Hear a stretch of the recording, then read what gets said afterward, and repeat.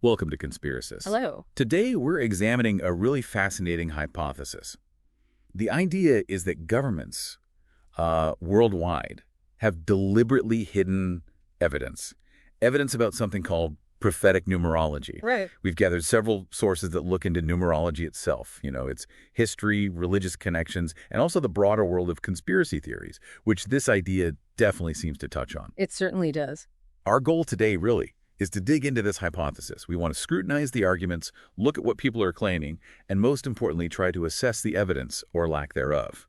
We're going to keep this strictly objective, purely analytical. Absolutely. And I think it's important to say right up front, we're not here to immediately prove or disprove anything. No, not at all. Our plan is more to, systematically break down the concepts involved, understand the main claims, and see what our sources actually tell us about the specific idea of governments intentionally hiding things. Okay, so first things first. Let's define our terms. What exactly is numerology?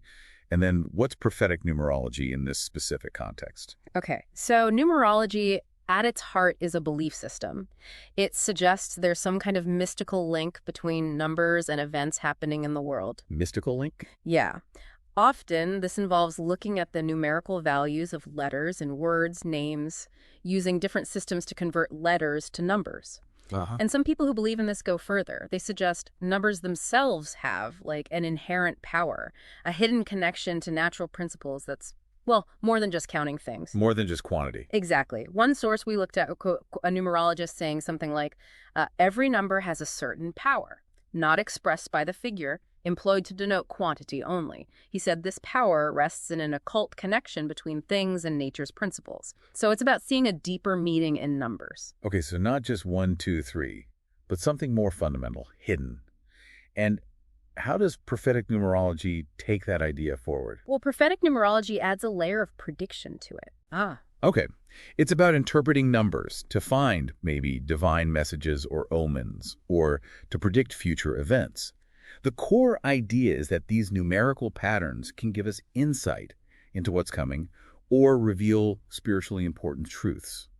Right. And the big claim, the hypothesis we're digging into today, is that governments are actively suppressing evidence that would support this kind of prophetic numerology. Yes, that's the central idea. Now, it's really important to state, as we go through our sources, we didn't find any direct proof of governments actually doing this, did we? No, that's a critical point. The hypothesis is about a cover-up, but the sources don't provide evidence of that cover-up itself. Okay. So our discussion will have to focus more on, what numerology itself is, how those beliefs stack up against evidence, science, and maybe why people might be skeptical of these claims in the first place. Which brings us pretty naturally to the fact that numerology is often, it's often called a pseudoscience. It is. So what does that mean exactly? What makes something a pseudoscience? There are a few key things. One definition we found says it's something presented as scientific knowledge, but it either talks about things outside what science can actually study, supernatural stuff, Right. or it uses a deficient basis. Basically, it kind of looks like science on the surface, but it doesn't follow the core rules, the methods. Okay, let's dig into that deficient basis part a bit more.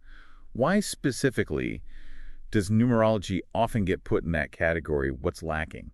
Well, several things. A big one our sources point out is that there's no clear mechanism. How is it supposed to work?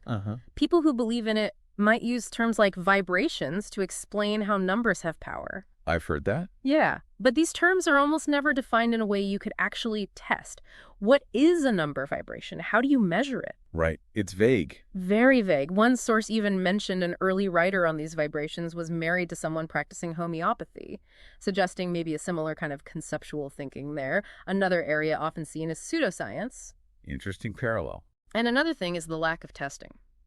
Despite people claiming numerology has this long history, one source straight up says, as far as I am able to tell, there are no previously published studies testing the claims of numerology. Wow, none. According to that source, yeah. That lack of empirical testing, of trying to validate the claims scientifically, that's a huge difference from how actual science operates. So it sounds like the support for it comes more from personal belief, anecdotes, rather than systematic study. That seems to be the case. And yeah, numerology isn't alone here. It shares that lack of consistent empirical backing and clear testable mechanisms with things like astrology, biorhythms, certain alternative therapies, things often grouped under that pseudoscience label. Now, our sources also mention some really interesting psychological things that might explain why people find numerology convincing. Causal illusion and apophenia. Can you explain those? Sure, causal illusion. Well, it's basically our tendency as humans to see cause and effect between two things, even if they're totally unrelated. Like a superstition. Exactly like a superstition. You wear your lucky socks, your team wins, so you think the socks caused the win, even though it was probably just coincidence. Studies apparently show that people who lean towards pseudoscientific beliefs might be more prone to seeing these illusory connections. Okay, seeing connections that aren't really there. And apophenia, is that similar? It's related, but maybe broader.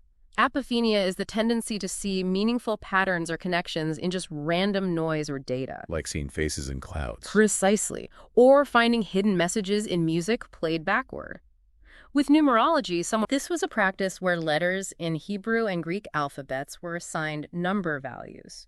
The idea was to find deeper spiritual meanings hidden in texts, especially scriptures. And you have to remember, in those languages, letters were also used as numbers. Ah, so the system was kind of built in a way. Exactly. It wasn't like adding a separate system on top. And the whole premise was often that these sacred texts held hidden layers of meaning that could be uncovered this way. So a very different cultural and language context from how we use numbers today. Very different. And we also see in ancient Mesopotamia, for example, this idea that numbers weren't just for counting. They had sacred symbolic meanings too. Like which numbers? Well, 60 was huge for them. Their whole counting system was based on it. And 7 was also very significant. One source we read talked about Genesis, suggesting the really long lifespans of the patriarchs might actually be built around these sacred numbers, meaning they were symbolic rather than literal counts of years. Huh. That really changes how you might read those passages.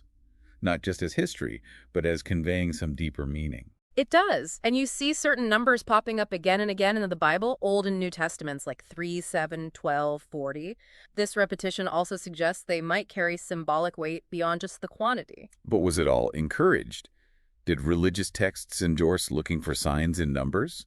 It's nuanced. The Bible itself, like in Deuteronomy chapter 18, actually warns against things like divination, interpreting omens, consulting mediums, practices that could potentially overlap with certain uses of numerology. So even within traditions that use numerical symbolism, there might have been boundaries or cautions about taking it too far into fortune-telling. It seems that way. Some argue that reading biblical numbers figuratively doesn't mean the Bible isn't true, but that the writers were trying to convey spiritual truths, historical points, in ways that went beyond just literal rational numbers. Okay, let's circle back now to the hypothesis we started with the government concealment idea.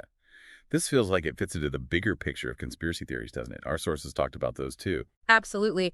The whole governments are hiding something important from us as idea is a classic trope in many, many conspiracy theories. Yeah. And conspiracy theories generally are defined as explanations for big events that involve secret plots by powerful people. Often they jump to conspiracy when simpler explanations are actually more likely. And why do people find these theories appealing? What do the sources suggest? Several things, potentially. Emotionally, they can feel comforting.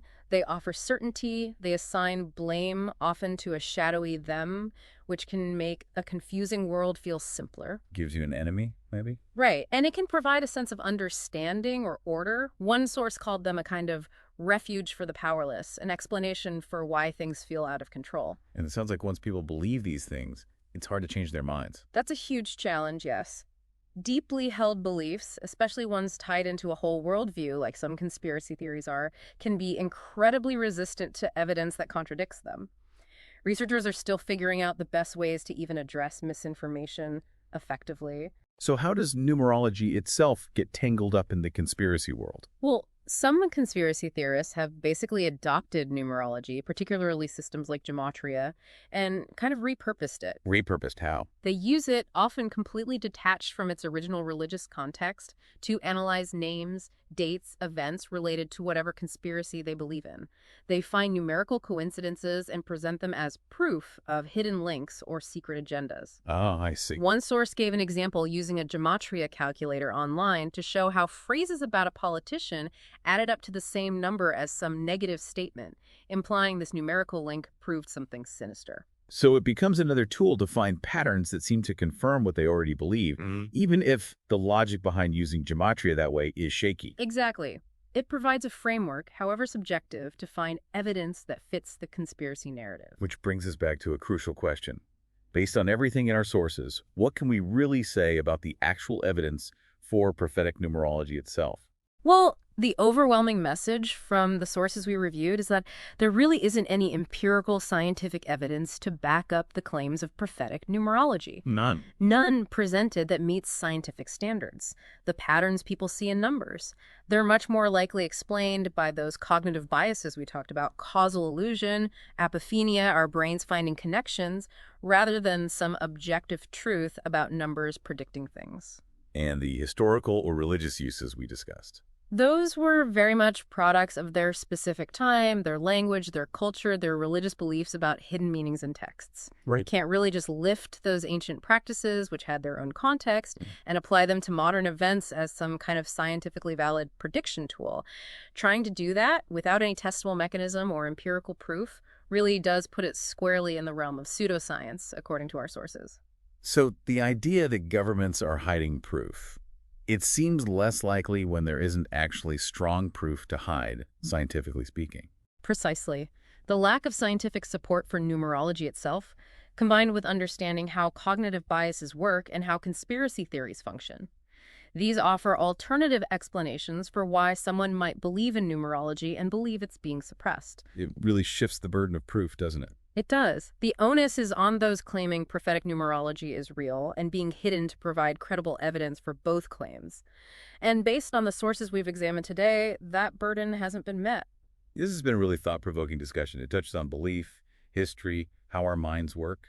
It's complex. It really is. It highlights how important critical thinking is and why we need to be careful about distinguishing patterns we perceive from patterns supported by solid evidence. And on that note, this deep dive into the hypothesis of governmental concealment of prophetic numerology reveals, as you said, a complex interplay of belief systems, historical practices, and cognitive tendencies.